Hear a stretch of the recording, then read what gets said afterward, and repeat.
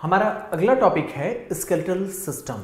आप जानते हैं कि हम इस तरीके से दो पैरों पर खड़े हैं क्योंकि हमारे स्केलेटल सिस्टम इस तरीके से स्ट्रक्चरली हमें सपोर्ट करता है, जिसकी वजह से हम अपने दो पैरों पर हैं। आप देखते हैं बहुत सारे ऐसे एनिमल्स हैं जो चारों अपने लिम्स का वो इस्तेमाल करते हैं मूवमेंट के लिए।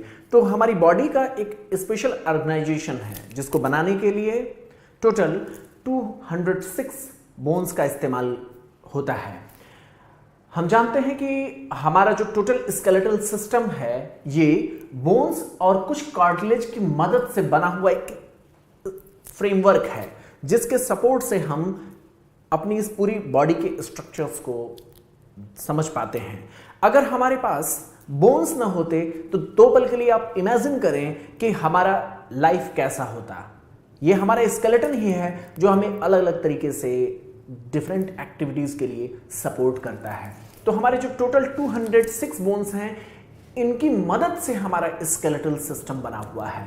इसमें मोटे तौर पर अगर हम इसे डिवाइड करें तो एक्सियल स्केलेटन और अपेंडिकुलर स्केलेटन, इसके दो मेजर डिवीजन हैं। पहला एक्सियल स्केलेटन और दूसरा अपेंडिकुलर स्केलेटन।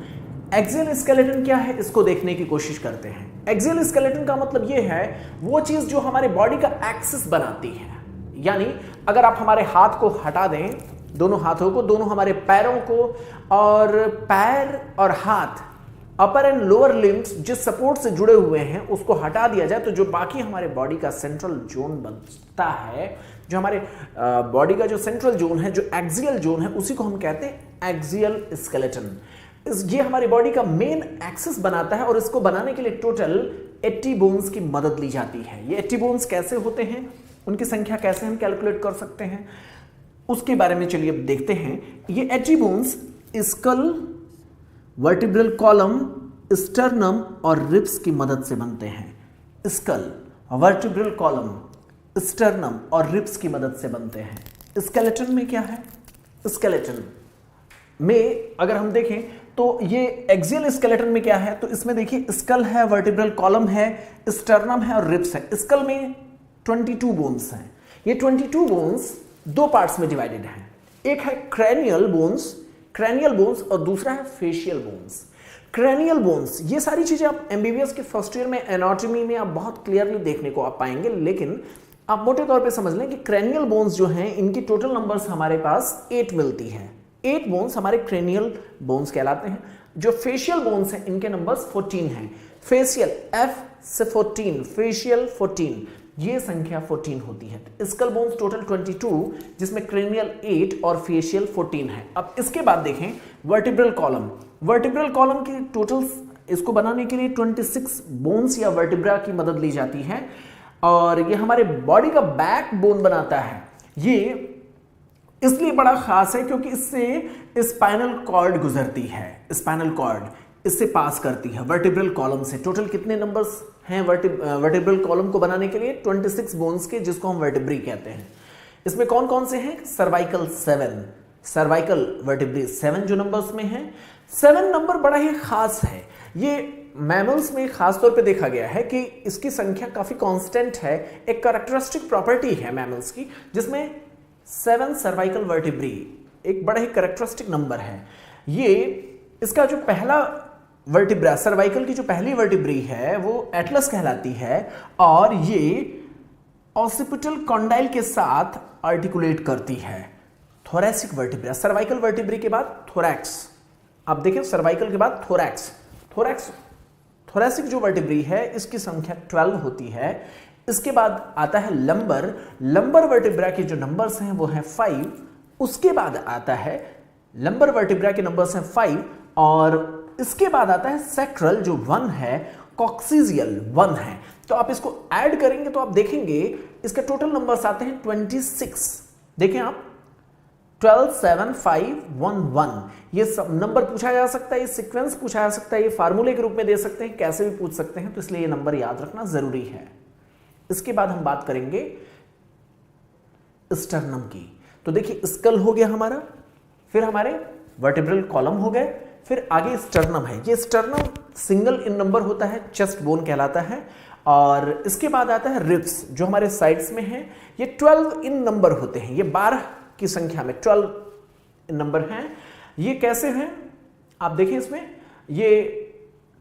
इसमें 12 इन ईच हाफ साइड में है। तो आप इधर से देखेंगे तो इसकी जो नंबर्स हैं, इसमें 12 जो नंबर्स है, इसमें शुरुआत के जो 7 जो रिब्स हैं ये ट्रू रिब्स कहलाते हैं। ये ट्रू रिब्स इसलिए कहलाते हैं क्योंकि ये पीछे वर्टिब्रल कॉलम से जुड़ते हैं, थोरैसिक वर्टिब्रे से जुड़े होते हैं और आगे ये स्टर्नम से आकर के आर्टिकुलेट करते हैं। तो इसलिए ये ट्रू रिब्स इसलिए कहलाते हैं क्योंकि पीछे से लेकर आगे तक ये आर्टिकुलेट करते हैं। जबकि 8th, 9th और 10th जो रिब्स हैं ये आगे स्टर्नम से नहीं जुड़ पाते क्योंकि स्टर्नम बहुत छोटे साइज का होता है। जबकि ये रिब्स जो है नीचे होते हैं, तो ये रिब्स ऊपर की ओर एक साथ जुड़ते हैं और आकर के 7th रिब से ही जुड़ जाते हैं।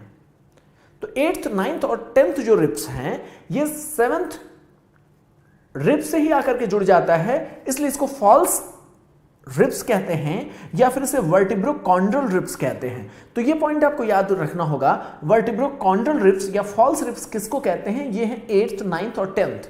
अंतिम जो 2 रिब्स हैं 11th और 12th, ये फ्लोटिंग रिब्स कहलाते हैं। ये सिर्फ पीछे तो थोरैसिक वर्टिब्रा से आर्टिकुलेट करते हैं लेकिन आगे किसी से भी आर्टिकुलेट नहीं करते, ये रेस्पिरेशन के दौरान बस ऐसे फ्लोट करते रहते हैं।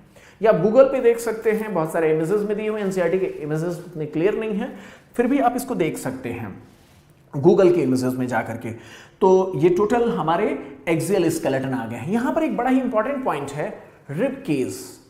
रिब केस को कौन बनाता है?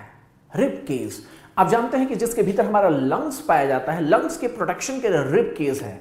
रिब केस कैसे बनता है?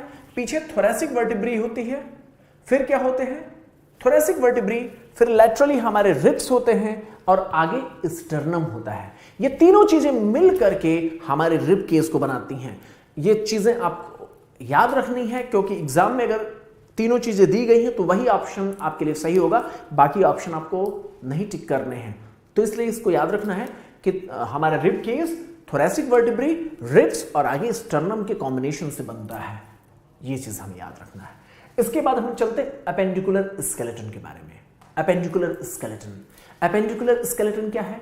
अपेंडिकुलर स्केलेटन वो हैं जो हमारे एक्सिस से जुड़े हुए हैं। कौन से हैं वो?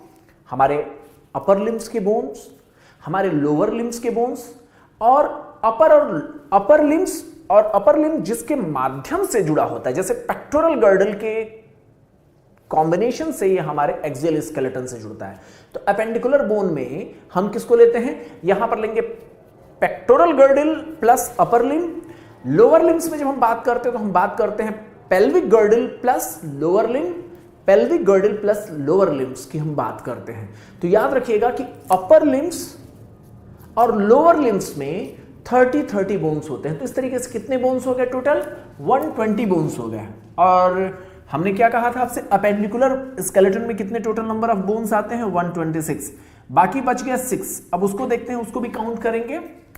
तो ये 6 कैसे होगा उसको हम बाद में देख लेते हैं। पहले ईच अपर लिम्स, हर एक अपर लिम और लोअर लिम को हम पहले काउंट कर लेते हैं, फिर हम देखेंगे आगे की चीजें। तो लिम्स में कितने बोन्स हैं? 30 बोन्स। कितने बोन्स हैं? 30 बोन्स।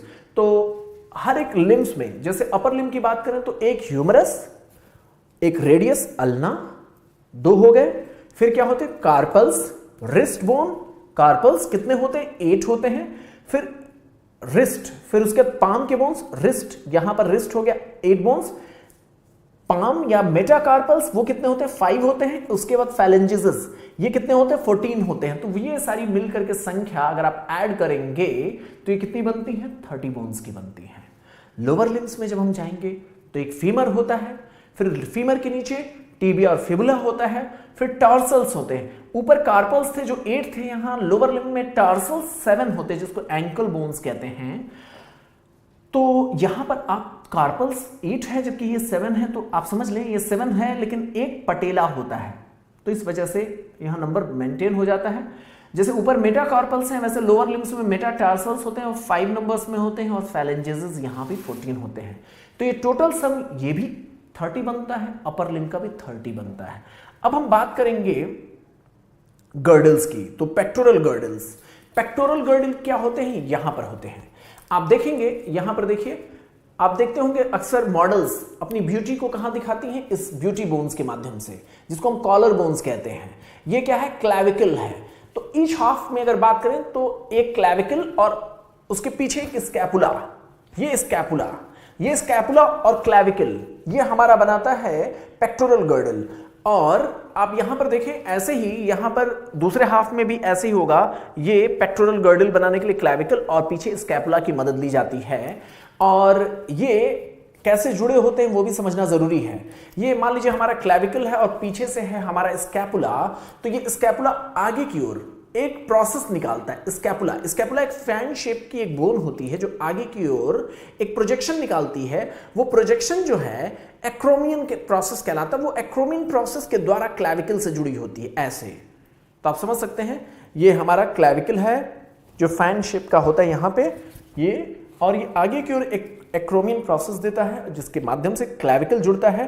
तो ये चीजें हमारा पेक्टोरल गर्डल बनाता है। और यही स्कैपुला में ही एक कैविटी होती है। पेक्टोरल गर्डल के स्कैपुला में कैविटी होती है जिसको हम ग्लेनोइड कैविटी कहते हैं। आप गूगल में देखने की कोशिश करिए, यहाँ ग्लेनोइड कैविटी होती है। तो ये ग्लेनोइड कैविटी किसके द्वारा बनती है, स्कैपुला की कैविटी होती है जिसमें जाकर के हमारा ह्यूमरस जाकर के फिट होता है। तो ये चीज यहां पर आपको समझना होगा। तो ये पॉइंट बहुत इंपॉर्टेंट है। ग्लेनोइड कैविटी से कौन जुड़ता है, ह्यूमरस। और एक्रोमियन प्रोसेस से कौन जुड़ता है, एक्रोमियन प्रोसेस से क्लैविकल स्कैपुला से जुड़ता है। तो ये चीजें इंपॉर्टेंट है। और एक चीज आप समझे, क्लैविकल का दूसरा नाम क्या है, कॉलर बोन है, जो हम बोल चुके हैं। इसको ब्यूटी बोन भी कहते हैं। स्कैपुला क्या है, स्कैपुला एक फैन शेप का होता है जो बॉडी के बैक साइड में होता है। इसमें ये सेकंड रिब्स से लेकर 7th रिब्स तक इसका एक्सटेंशन होता है। ये कुछ ट्रायंगुलर शेप का होता है, तो ये आप गूगल पे देख सकते हैं। ये सेकंड रिब्स से लेकर 7th रिब्स तक होता है। तो ये हमारा हो गया पेक्टोरल गर्डल। अब हम बात करते हैं पेल्विक गर्डल की। पेल्विक गर्डल के दो हाफ हैं जो आगे की ओर जाकर के आगे की ओर फाइब्रस ज्वाइंट के द्वारा यहां पर जुड़ते हैं। ज्यादा डिटेल में नहीं जाना चूंकि एनसीईआरटी ने उतना डिटेल कहा नहीं है।